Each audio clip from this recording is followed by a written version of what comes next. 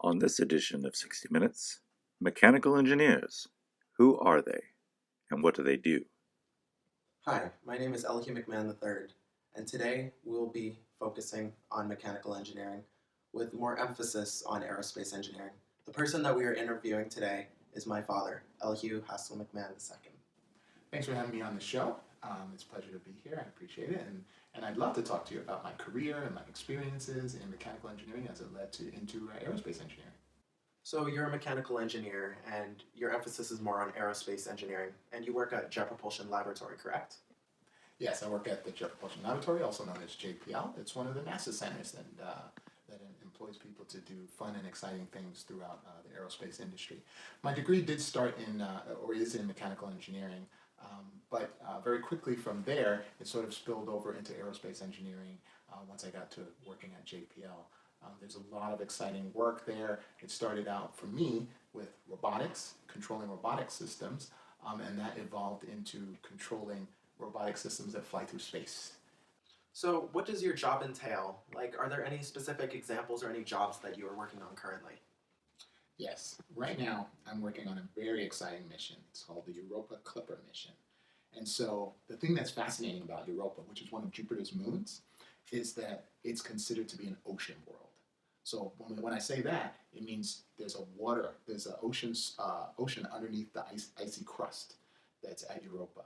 And so scientists want to penetrate below the surface of the crust with various instruments that we have on board the spacecraft in order to investigate what might be in that ocean out there in the Jovian system. So what exactly is the Jovian system? And after you answer that question, could you please share with us what your daily routine at work is like? The Jovian system is Jupiter's system. So it's Jupiter with all of its various moons that surround it. Europa happens to be one of those moons.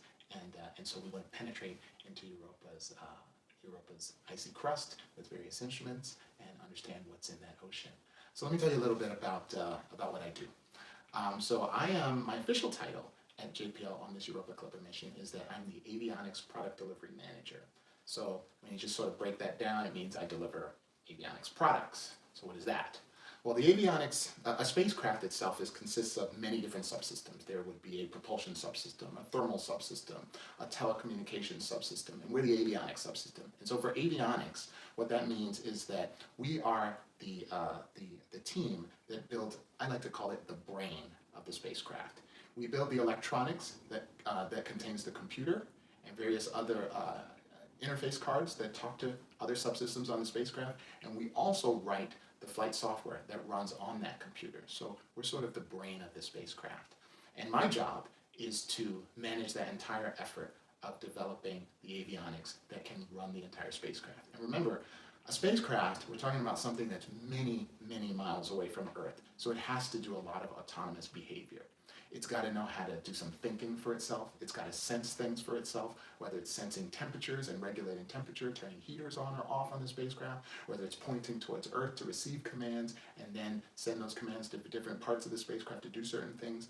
It's our job to make sure that computer system is developed properly and runs flawlessly and takes into account different faults that could happen on the spacecraft and responds on its own to keep the spacecraft healthy so that we can collect science data when we're at Europa.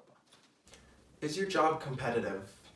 And also, do you think that it is important to be able to work in a group setting well? I assume that you have many colleagues that you need to work on big group projects, so do you think that collaboration is important? Competitive, that's an interesting question. I would say that in the work setting, it's not competitive, it's collaborative. Sure, it's competitive to get into an engineering field or to get into a particular job because there's a lot of smart people out there. STEM is really popular with a lot of people, and so people want to get into the field. So I certainly encourage students to work very hard because JPL has very high standards, for example, as many other companies do. But once you're in the company, it's collaborative.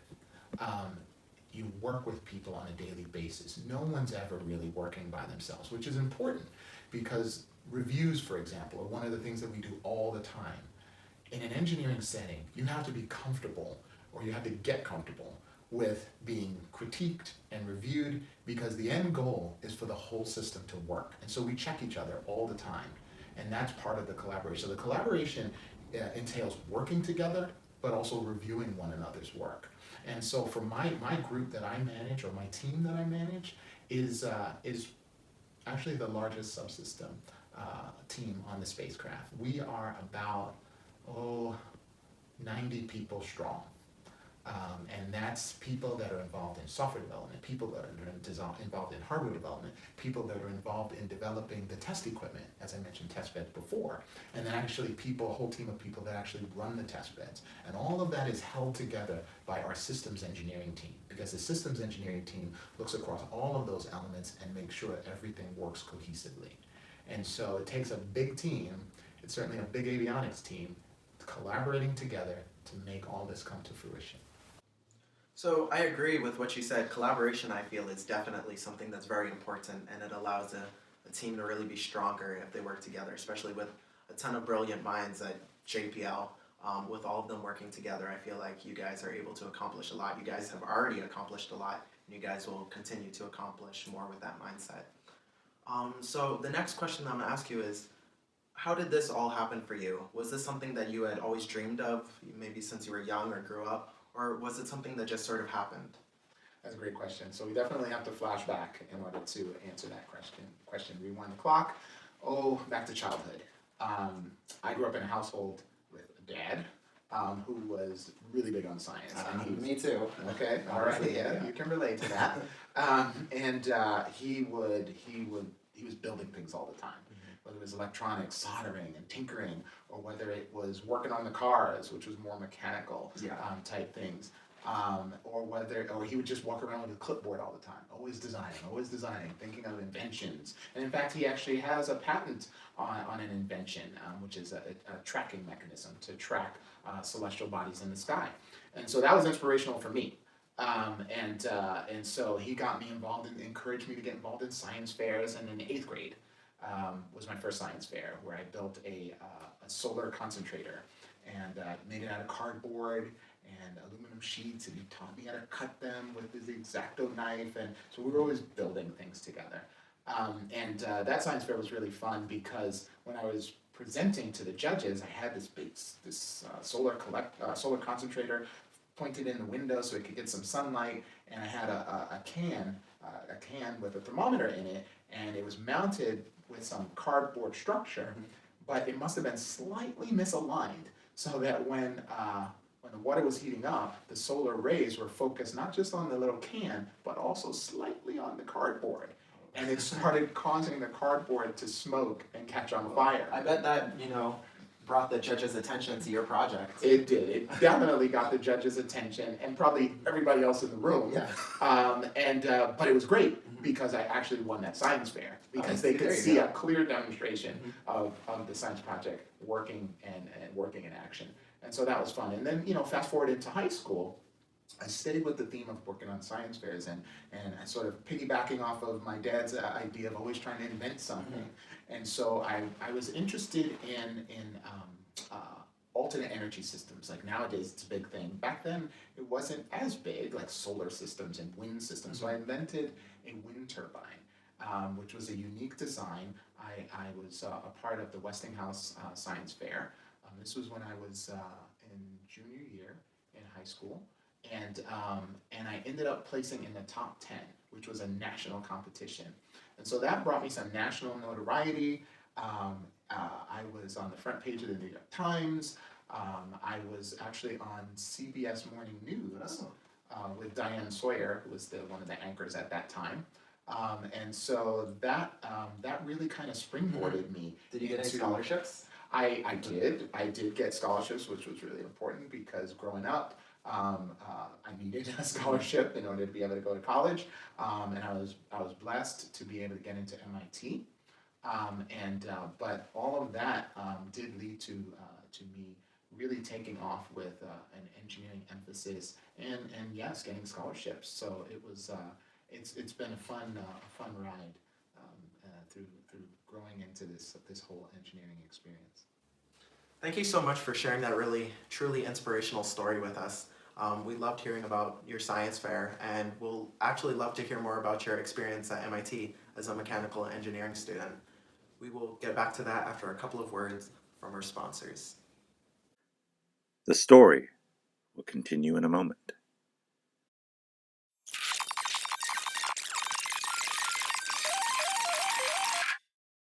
Back to our edition of 60 Minutes with Elihu on mechanical engineers. Hello, welcome back from the break. So now I'm going to ask you, what was your college experience like? Tell us a little bit about that. You know, one of the important things that I think people need to understand is that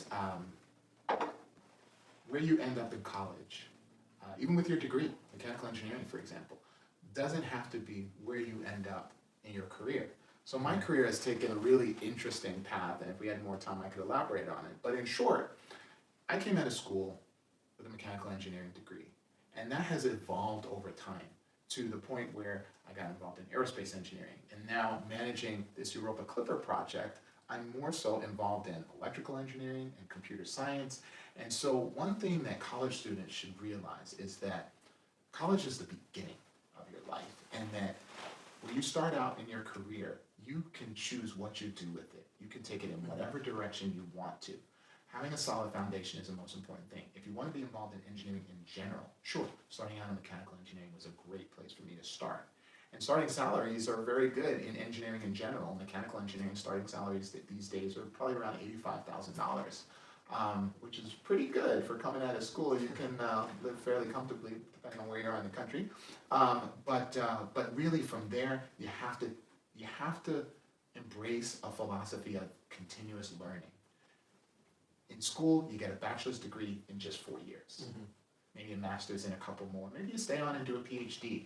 But if in 4 years you could go from not being an engineer to actually being considered an engineer with a pretty good starting salary, think of what you could do in the next 5, 10, 20, 30 years Or even the whole span over your lifetime. Yeah, over your lifetime. As long as you embrace the idea of continuously learning, you could go from a mechanical engineer to someone who is more of a uber engineer. You know lots of different fields. People look at Tony Stark, who's an engineer in Marvel movies, and he actually can do lots of different things. But that could be you. That could be anybody, because you just need to start with some good strong foundation and keep learning. Keep growing. Would you say that type of philosophy, that type of mentality that one develops is what separates average people from greatness? Absolutely. That is an excellent point. You don't want to become stagnant. If you embrace that philosophy, yes, you can be amazing in anything you do. So what credentials do you need to be a mechanical engineer? And also, what type of benefits do you get from it? So as far as credentials go, it all starts with at least a Bachelor of Science degree in mechanical engineering. And there's a whole host of job opportunities available to people even with just a bachelor's, 4 years of school in college. But then some job opportunities, they may prefer a master's degree. Some even might prefer a PhD in mechanical engineering. But it's important to know that you can at least start with that bachelor's degree and build on that. So you asked about some of the benefits.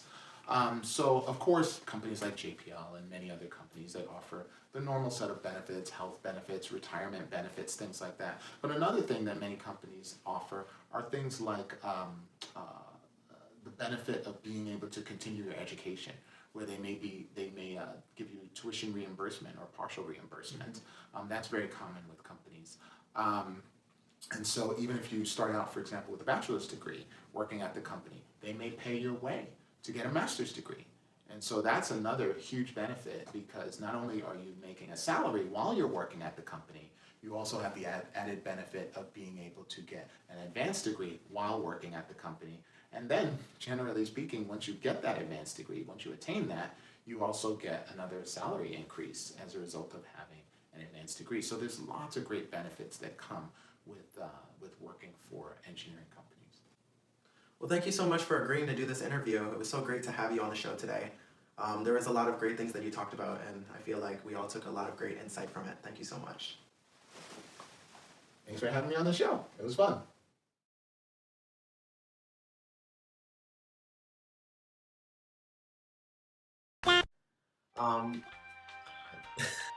We will get back to that after a couple of words from our sponsors.